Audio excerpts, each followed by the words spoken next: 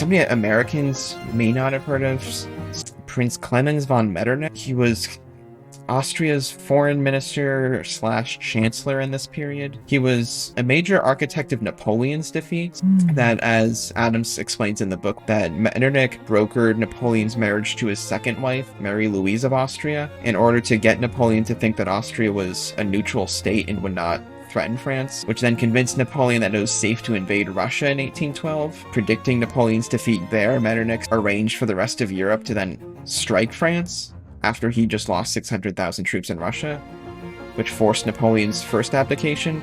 And then he organizes what's called the Congress of Vienna in the Concert of Europe, which helps to avoid at least a major war in Europe of that scale for 100 years until World War I. Wow. So this is sort of the adversary that Adams is going up against. Wow.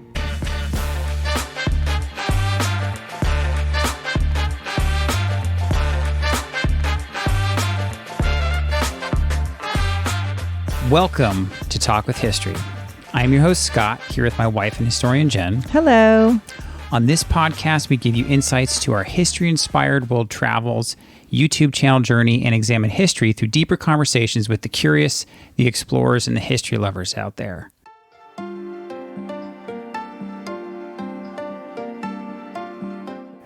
Now, today's a little different. We haven't done an interview in a while, and we are actually joined by Michael B Zucker, the author of multiple books spanning from historical fiction to the book we're here to chat about today that goes into depth about the middle generation. That's the title of the book, Our Founding Fathers, specifically John Quincy Adams.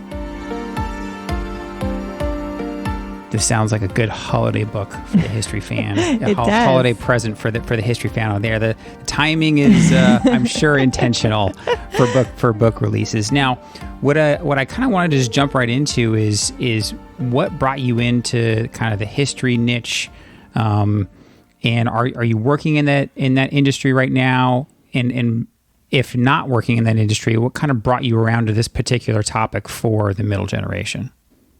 So I gained interest in history when I was around 15. Like a lot of teenage boys, I had an interest in, superheroes and that type of thing. And then I think World War II is initially what caught my attention, of this sort of like global struggle of, good and evil, that sort of thing, all these heroes and villains. So that was sort of the initial entry point. And then General Eisenhower became the person who I sort of hooked onto from there. Then to his presidency, which then kind of extended to like all presidents.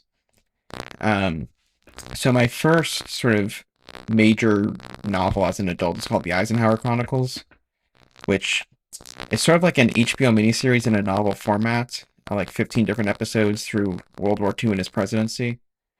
And that, I think that's a good book. I'm proud of it, but at the same time, it was sort of like a learning experience.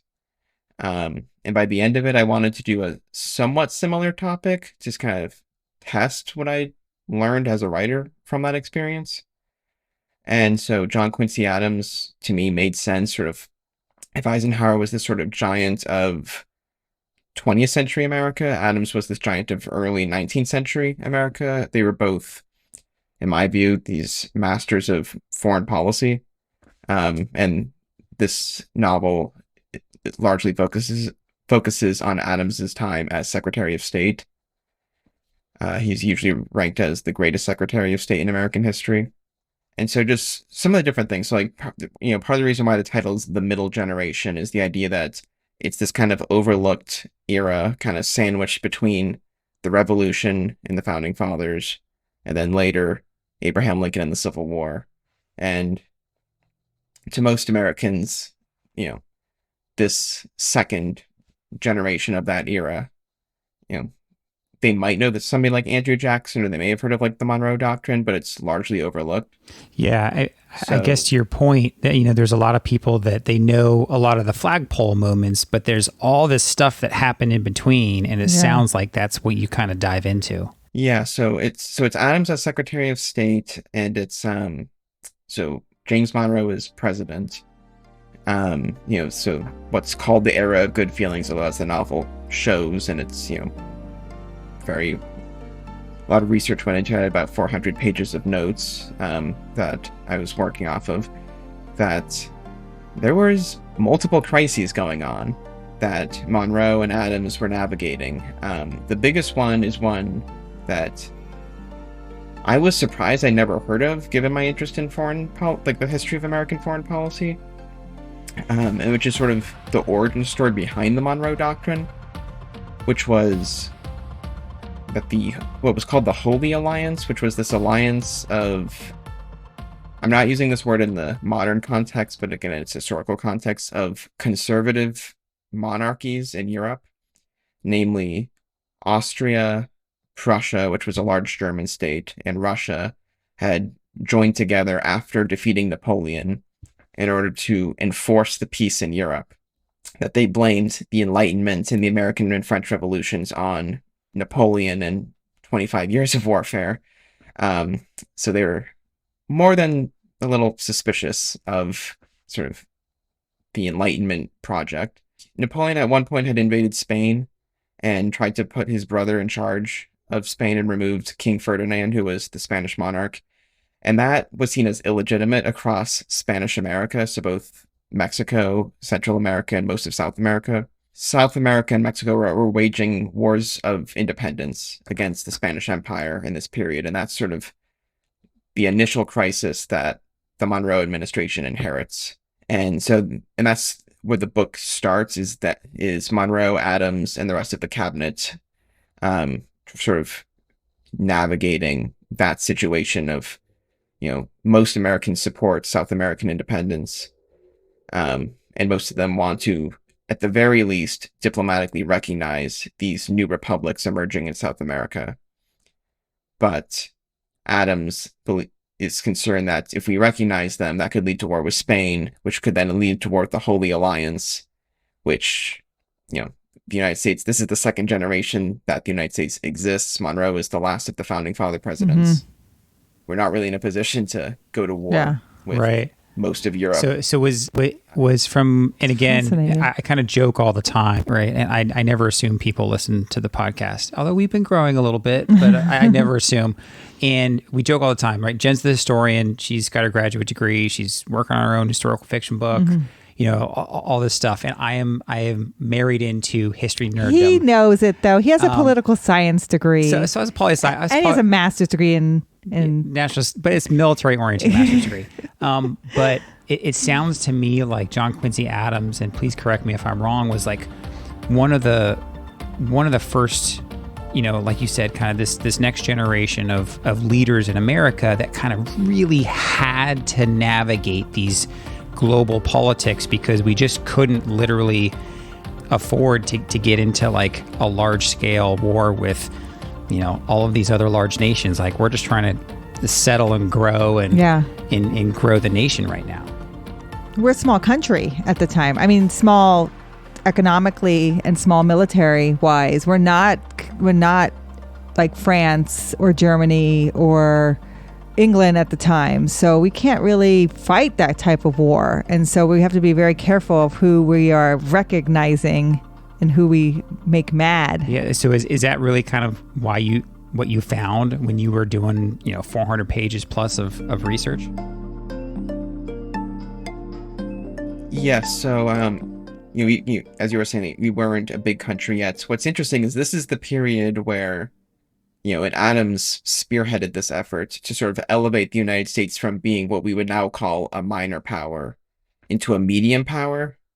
And then by like the end of the 1800s, with the Spanish-American War and Teddy Roosevelt, we become a great power. But so we spend most of the 1800s as kind of a medium power. And this is the point where that happens. And Monroe is interested in this, but Adams in particular,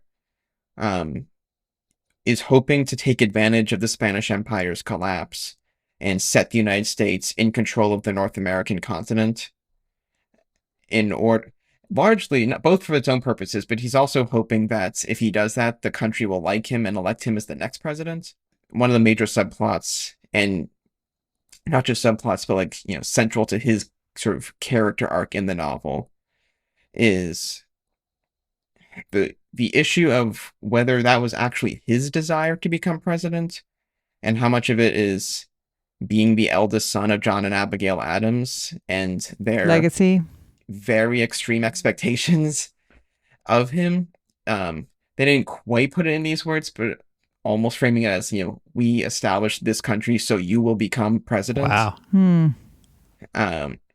So this extreme ambition, and also there's a quote that Abigail Adams says at the end of the first section of the book, and it's an actual quote of hers where she says something to the effect that if you are not basically the most virtuous person that a human can possibly be, then I'd rather you had just died in the ocean than be here. Wow. Oh, it's a loving mother. So it's this it's extreme ambition and virtue simultaneously that he feels obligated to fulfill, and that's sort of the foundation of John Quincy Adams as a character in the novel and sort of his arc in the novel of trying to live up to both of those extreme and somewhat contradictory values. That's interesting. So you mentioned the character arc of John Quincy Adams in your book. I mean, what can you kind of like paint like a little bit of that picture of that character arc as he's going through? Yes, and can you tell us like what's his ages here? And is he the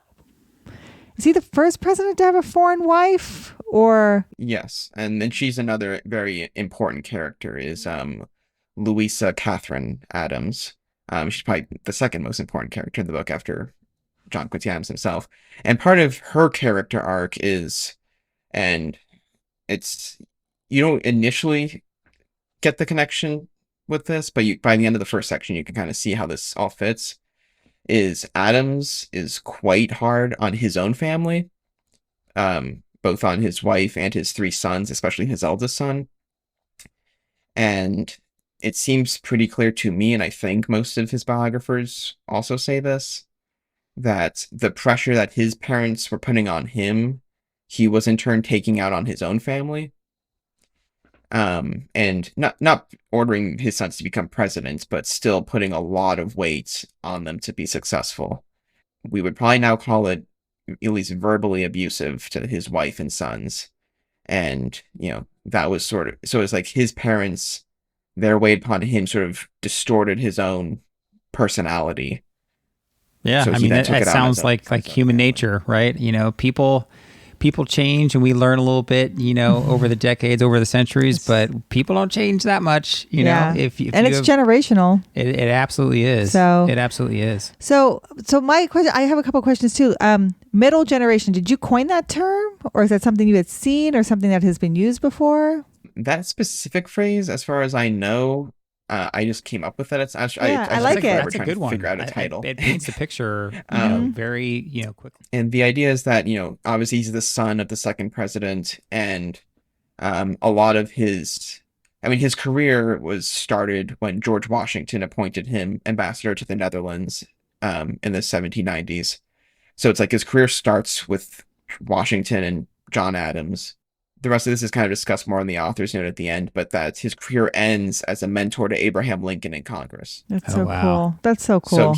So he's like the primary link between the founders and Lincoln, and I think the concept of the middle generation highlights that. And then you said in your research, where did you do the bulk of your research? Like, what archive were you looking in, and where were you researching from?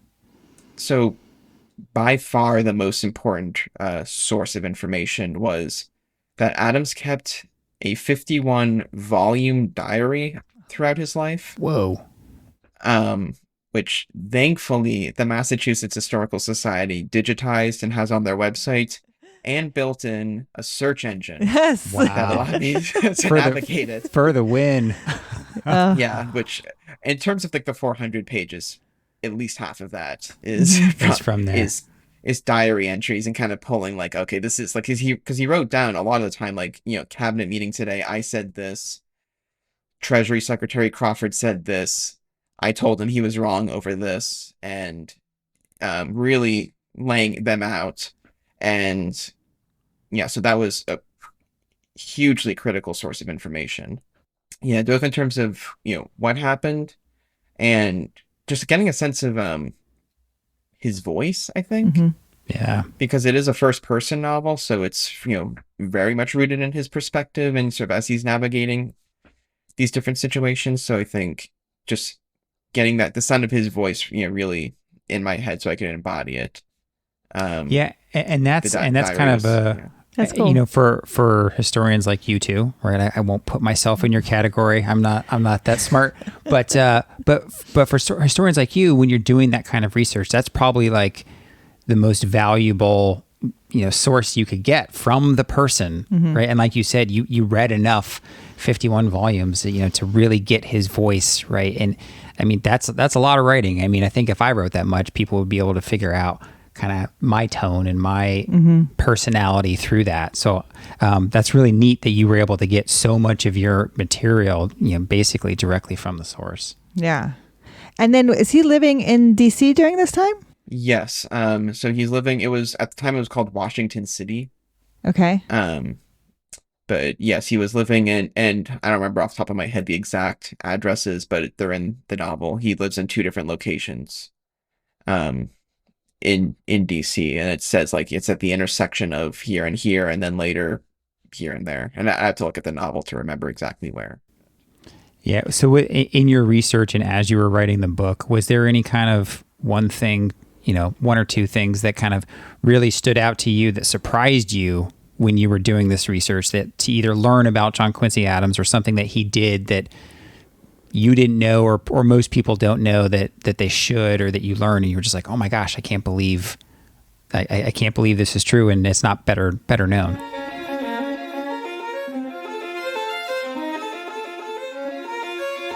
Well, the first one I would say is, again, I actually didn't fully finish the point from earlier, that the origin story of the Monroe Doctrine, so if anybody who's read about, Napoleon and that era of European history may have heard of the Holy Alliance. But that as South America was gaining its independence, the Holy Alliance sort of declared that they would not legally recognize these new republics as independent, and that they wanted to reimpose the Spanish Empire because they feared that in the same way that American independence led to the French Revolution, that South American independence would lead to another European cataclysm. And Adams figured out fairly quickly that they were trying to spook us into making a joint statement with Britain against this, which would sort of tell the world by making a joint statement that the United States could not defend the Western Hemisphere on its own, and we would lose a lot of our credibility as we were trying to rise in the world. Oh, interesting. And one of the key leaders of the Holy Alliance is somebody that Americans may not have heard of, some might have, Prince Clemens von Metternich, he was Austria's foreign minister / chancellor in this period. Okay. He was a major architect of Napoleon's defeat, that, as Adams explains in the book when he's analyzing Metternich, that Metternich brokered Napoleon's marriage to his second wife, Mary Louise of Austria, in order to get Napoleon to think that Austria was a neutral state and would not threaten France, which then convinced Napoleon that it was safe to invade Russia in 1812. And predicting Napoleon's defeat there, Metternich sort of arranged for the rest of Europe to then strike France after he just lost 600,000 troops in Russia, which forced Napoleon's first abdication. And so this is, the overall leader of the Holy... Oh, and then he organizes what's called the Congress of Vienna and the Concert of Europe, which helps to avoid at least a major war in Europe of that scale for 100 years until World War I. Wow. So this is sort of the adversary that Adams is going up against. Wow. And their diplomatic chess match is the main conflict of the novel, a chess match over the Western Hemisphere's independence from Europe. And I don't want to spoil the ending, but the Monroe Doctrine emerges from this sort of showdown between America's greatest Secretary of State and the person who might be Europe's greatest ever diplomat. I'm not going to lie, like the way you spelled that out, I mean, that could absolutely be a mini series. Well, and now, Michael, that's so interesting. Now with the movie coming out, everyone's going to want to know what happened, and who are the other people, and it's a perfect time, right? because it gives us an American hero in the story too. Right you on the know, other side of it, yeah. Yeah, and I didn't know that Ridley Scott was working on this when I started. Yeah. But another thing, you mentioned the timing with the holidays. Obviously, that was a factor, but also November 2023, which is, the month of this release, and at least when we're recording this, it's also the 200th anniversary of the Monroe Doctrine, Oh, yeah, okay. which is another thing. When I started working on it, I didn't know that, but then it occurred to me after I looked at the date like 20 times, like, wait a second. I'll have to make sure when we start kind of sharing this and stuff like that, we kind of toss that out there. Yeah, is it so? There. The Monroe Doctrine, I assume, is in the National Archives. Is it something you could visit? Well, it was part of President Monroe. Nowadays we would call it a State of the Union address. Oh, it was just like a speech. It was part of his. Then they called it the annual message to Congress. Okay. It was just like a section of his speech where he's laying out that we oppose future European colonization of this hemisphere, and in exchange we won't get involved in European affairs. Yeah. I don't know where the archive of that speech would be. Probably either National Archives or maybe Highland, which is Monroe's estate in Virginia. Oh, yeah. We haven't visited there yet. Yeah. Because it would be cool to visit it for the 200th anniversary. That would be pretty neat. Yeah, I'm fascinated. I'm curious. So in this book, are you focusing primarily on the American side, or do you kind of spell out a little bit more of the European side of things, like you were telling us about Metternich and everything like that? Because that story sounds quite interesting. Well, since it is a first-person novel, it pretty much sticks with Adams. Okay. But he talks a lot about this is who Metternich is. Yeah. And this is what he's done and why he's, kind of building up the adversary, to kind of help feed the conflict of the novel. Like, this is the threat that we are facing. Have you ever thought? I'm sorry, I'm latching on to something that I just find so interesting. But with the Metternich character, I mean, have you thought about like, hey, how neat would it be to kind of write almost like a companion novel, same era, but from Metternich's perspective? I mean, how interesting would that be, right? From someone who's a key player in all the stuff that you were spelling out with Napoleon and France and everything that's going on, but this character that a lot of people may not be familiar with, but who was so pivotal, maybe the middle generation over in Europe. But I mean, have you ever thought about that? I mean, what made you want to write this as a kind of first person perspective, vice third person, vice the typical third person? Right. I mean, part of it was, again, with the Eisenhower book, I had kind of experimented a bit. So some chapters are in third person, others are in first person. Okay. And I just learned that I liked first person a lot. And the couple of editors who had worked on that book said that those were actually the best chapters of that book. So that was kind of like, okay, let me see if I could write an entire book in the first person. So I'd committed to that before, kind of seeing what this actual conflict would be. As far as writing about Metternich, I actually think I have that in my list of potential novel ideas, but I want to find things that have not been written about too much, and there are a number of biographies of him. Yeah, I think Napoleon's a pretty popular topic. Yeah, so absolutely. And then I don't think there's been much historical fiction of Metternich outside of whenever he shows up in some sort of Napoleon content. I mean, I have ideas for what I want to do next, and I don't know if I'm going to get to Metternich at some point. Sure. I just thought that was interesting, right? From a non-historian, one of the questions I actually have on here is, if you're going to convince a non-history fan like myself to read your book, how would you do that? And to me, little interesting anecdotes like that, whether it's the global kind of political chess, that you were mentioning between John Quincy Adams and Metternich, or some of the other interesting aspects of it. Like if you were going to try to say, hey, I know you're not a history person, but here's why you might be interested in my book. Like, what do you think one or two of those things might be? Well, I mean, I really tried to write this so it reads more like a political thriller than like a textbook of some kind. Like every scene has, maneuverings, calculations, Cool. revelations of some kind. So I think, I mean, the idea was that the plot really kind of keeps driving forward in that way. And then it's also a character study for people who are more interested in really digging into a person. So as I said, Adams has this sort of complicated character arc that plays out throughout the novel. I mean, I don't want to Yeah, give don't give away it the away. ending, but but that's perfect, right? So again, you kind of write it more as your classic, first person fiction novel, but it's incredibly historical and deeply researched. Michael, I commend you, because John Quincy Adams, when you talk about him, he seems perfect, right? Because he's witnessing his father. He's watching all of this. He's being kind of manipulated by his parents. So he's always strategic there. What do they want from me? What are they really looking for when they are saying this to me? He has a foreign wife, so he can kind of get some ideas about foreign policy from her.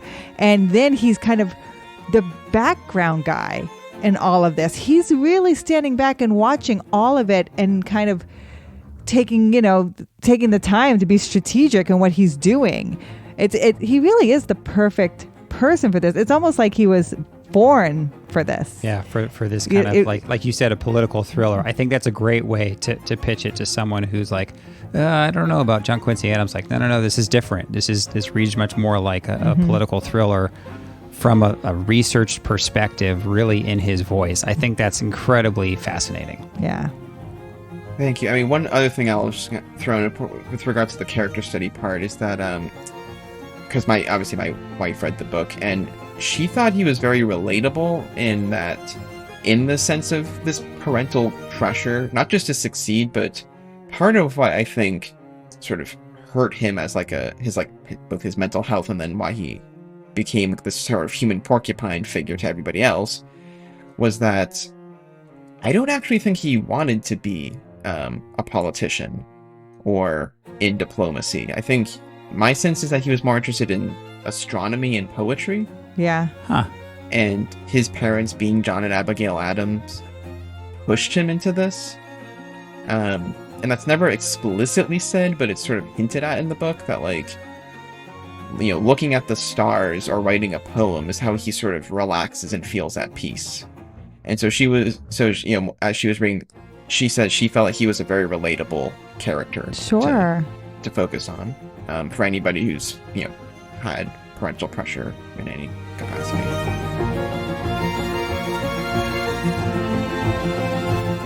I mean, because when you think about it, let's think about this. Like, George Washington has no children. So, I mean, no, biological children. And then Jefferson, has a daughter. So John Quincy Adams is like the first boy of America when you think about it. Oh, sure. Right? So that's a lot of pressure.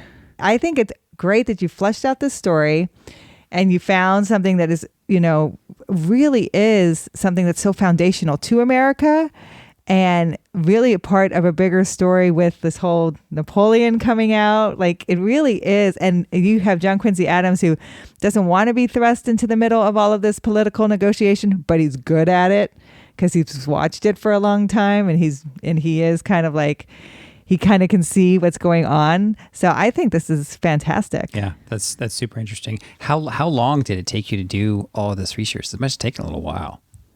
Yeah, so it took about 3 months of sort of just saturation in the research to sort of learn who Adams was, the other players we haven't discussed, Henry Clay and John C. Calhoun yet, but they're very important side characters, as well as Monroe. And so it took about three months of research to learn everybody and basically plan out the story. And then the rough draft took about 6 months. And then the second draft, which was kind of like the main draft, was another 3 months or so. And then just a few more months of just kind of just polishing it. So all in all, it was about a year and a half. Yeah. So. Yeah. Okay. Okay, so you say the other characters involved. So again, what's the timeline of the book? What are we looking at? A year? What are we looking at? No, so it covers the entire Monroe presidency, which Okay. is the full length of when Adams is Secretary of State. So it starts in 1817, the end of 1817, and it ends in 1825. I was surprised to learn that Adams was allied with both John C. Calhoun and Andrew Jackson in this period, and enemies with Henry Clay, because I think to anybody who is at all familiar with these people, you would expect it was the reverse, that Adams and Clay seem like natural allies, because on domestic politics, they agree almost entirely with regards to infrastructure. Well, now we would call it infrastructure. Back then, they called it internal improvements. So a somewhat more active federal government, some looking more like Alexander Hamilton than Thomas Jefferson in terms of domestic policies, as well as both being opposed to slavery. Adams more than Clay, but both being opposed to slavery.